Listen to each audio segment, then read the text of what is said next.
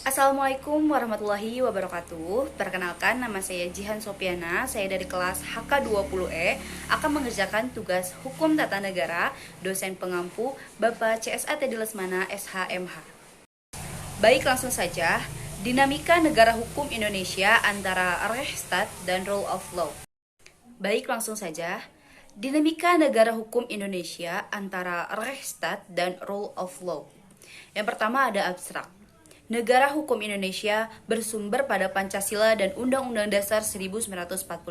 Hal ini dipertegas dalam pasal 1 ayat 3 Undang-Undang Dasar 1945 bahwa negara Indonesia adalah negara hukum. Pemakaian Rechtsstaat dan Rule of Law dalam konsep negara hukum ini untuk membedakan sistem hukum civil law yang disebut sistem hukum Eropa kontinental dan sistem hukum common law yang disebut Anglo-Saxon, yaitu sistem hukum yang digunakan di Inggris. Hubungan negara hukum dengan demokrasi adalah bahwa demokrasi harus berjalan dengan koridor hukum. Selanjutnya adalah pendahuluan. Berkaitan dengan berlakunya sistem hukum, umumnya dimaksudkan untuk menyelesaikan setiap konflik yang terjadi dalam persinggungan kehidupan sosial masyarakat. Dengan begitu, maka keberadaan masyarakat berkaitan erat dengan sistem hukum dan sistem peradilan yang akan menyelesaikan konflik yang terjadi di dalam masyarakat. Jadi, hukum dan segala yang melingkupinya menjadi salah satu penentu terciptanya kehidupan yang aman dan bahagia dalam suatu masyarakat. Keberadaan sistem hukum, baik pada subsistem peraturan dan subsistem peradilan, sebenarnya tidak hanya dapat diartikan sebagai sarana menertibkan dan menyelesaikan konflik yang terjadi di dalam kehidupan masyarakat, melainkan juga menjadi sarana atau wadah yang mampu mengubah pola pikir dan pola perilaku warga masyarakat. Baik, selanjutnya ada kerangka konseptual. Yang pertama ada pengertian negara hukum. Negara hukum merupakan terjemahan dari istilah Rechtsstaat atau Rule of Law.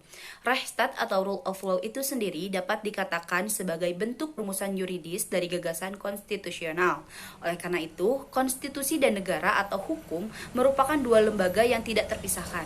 Secara sederhana, yang dimaksud dengan negara hukum adalah negara yang penyelenggaraan kekuasaan pemerintahnya didasarkan atas hukum. Dalam studi tata negara, negara hukum merupakan gagasan modern yang mempunyai banyak perspektif dan boleh dikatakan selalu faktual. Istilah negara hukum merupakan terjemahan langsung dari istilah Rechtsstaat. Baik, yang kedua ada pengertian demokrasi. Demokrasi berasal dari kata Yunani yaitu demos dan kratos. Demos artinya rakyat dan kratos artinya pemerintahan. Jadi demokrasi artinya pemerintahan rakyat, yaitu pemerintahan yang rakyatnya memegang peranan yang sangat menentukan. Konsep demokrasi lahir dari Yunani kuno, abad ke-4 sebelum Masehi sampai abad ke-6 Masehi. Demokrasi yang dipraktikkan pada waktu itu adalah demokrasi langsung atau direct demokrasi.